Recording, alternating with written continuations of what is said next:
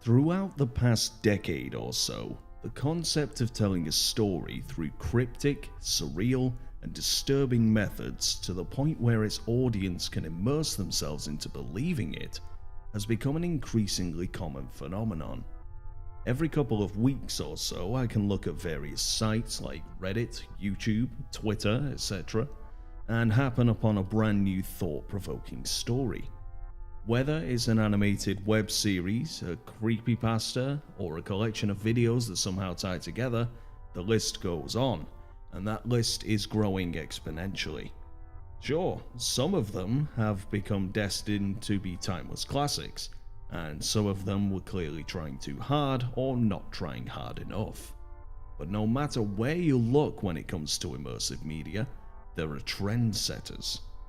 One of those trends is the creepy game story, or occasionally it's called the haunted game story, and without a doubt there are numerous series that have opted to use the format.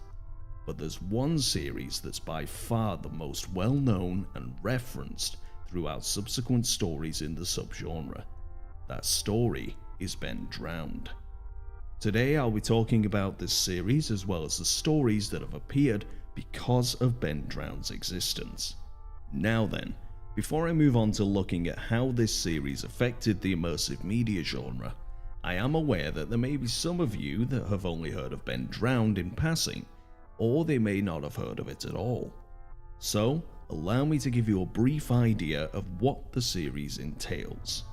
The story began on September the 7th, 2010 on various gaming forums when a user by the name of JadUsable submitted a post regarding a strange occurrence that he had with a Nintendo 64 cartridge that contained the game The Legend of Zelda Majora's Mask, which he stumbled upon at a garage sale that was being held outside of an elderly man's home.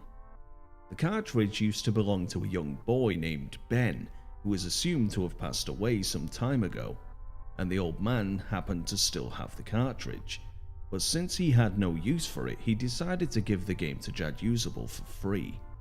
Upon loading the game for the first time when he got home, he noticed that the save file, named Ben, had gotten quite close to the end of the game, which further solidified that the young boy had never managed to complete it due to his untimely end. JadUsable then decided to create a new file and play, naming it Link, but noticed that there appeared to be some irregularities, such as the NPCs changing from calling the character Link to calling them Ben at random intervals, which prompted JadUsable to delete the Ben save file to try and fix the issue. However, this ended up making the NPCs unable to say any name at all. The next day, JadUsable attempted to try out the 4th day glitch, which for anyone who hasn't played Majora's Mask is where you reach the end of the 4th day's timer and speak to the astronomer NPC to look through the telescope, which causes the game to act as if the day had reset itself. Upon being successful with the glitch, instead of returning to the room his character was in, he'd been teleported to the final boss room. Then upon receiving a message asking him if he wanted to go to a different room, he ended up in the main hub area of the game, which is Clock Town. But this version of the town was harrowingly different. There were no NPCs, the music was reversed, distant, quiet laughter could be heard intermittently, all until JadUsable decided to try and die in the town fountain so that he could reset the area. This causes Link's avatar to hold his hands on his face and scream, while the happy mask salesman, an important character in the story, smiles directly at the scream towards JadUsable. Then finally, he's greeted by the Ben Drowned story's most recognizable symbol, the Elegy of Emptiness statue, a disturbing statue of Link beset with a permanently deranged smile. This is where the first video of the story, Day 4, begins, showcasing the events that transpired after this moment occurred. As JadUsable tries to evade the statue, he ends up being cornered in the swordsman's school. Desperately trying to figure out a way to get rid of it, he attacks the statue, only for it to have no effect, and the image of the Happy Mask salesman flashes on screen, accompanied by a disturbing scream. Rushing out of the school, he finds himself in a cramped corridor while the statue menacingly pursues him. As he reaches the end, he ends up in the southern district of Clocktown, but his respite is cut short by another scream and the appearance of the words "Dawn of a New Day" on the screen. This transitions into an arena atop of the clock tower where Skull Kid, the game's main antagonist, resides. Seeing a chance to end his torment, Jadusable attacks Skull Kid with Link's bow, but this causes Link to levitate above the ground and be set aflame.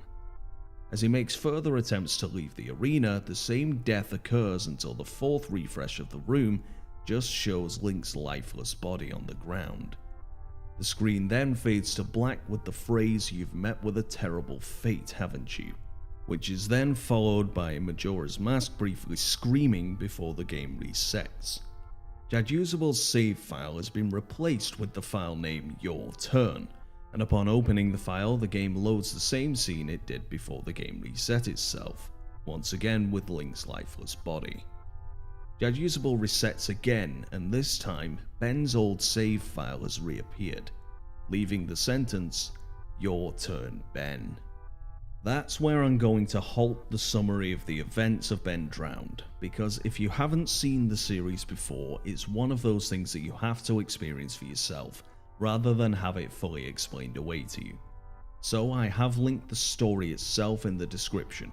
I'd suggest pausing this video, reading and watching the series, then come back to the video with a full understanding of what I'm going to be talking about, because I will be depicting where some other stories have drawn inspiration from the Ben Drowned series. Otherwise, we shall carry on. So, how has the story of Ben Drowned inspired other series in the immersive media genre? Well, I think it's time to look at one of the more prominent stories that frequent flyers of my channel at least will be very aware of: Petscop. Needless to say, the core premise behind the two of them is very similar. The main character of the story happens upon a copy of a game one day, and upon playing it, they realise that something's not right with it, which goes far beyond simple graphical errors and technical bugs. Let's start with the initial common thread between their game copies. Both have save slots that on occasion change into other save files, ranging from name changes to entirely new settings within the game. Both Paul and Jadusable are led on a journey that the game has laid out for them using these save slots. There's also a parallel between the roles of Tool and Cleverbot within the respective stories. They are both conduits for answering the questions that the main character has, including the perceived possession of the answer system by a seemingly sentient being.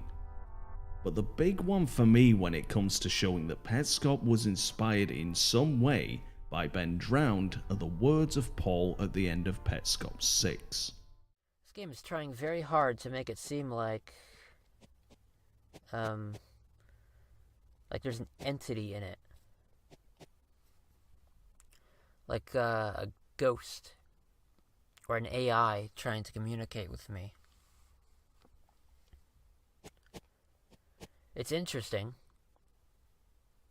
but the way you know that there's a ghost in a game trying to communicate with you is if it comes out, if it stops being distant.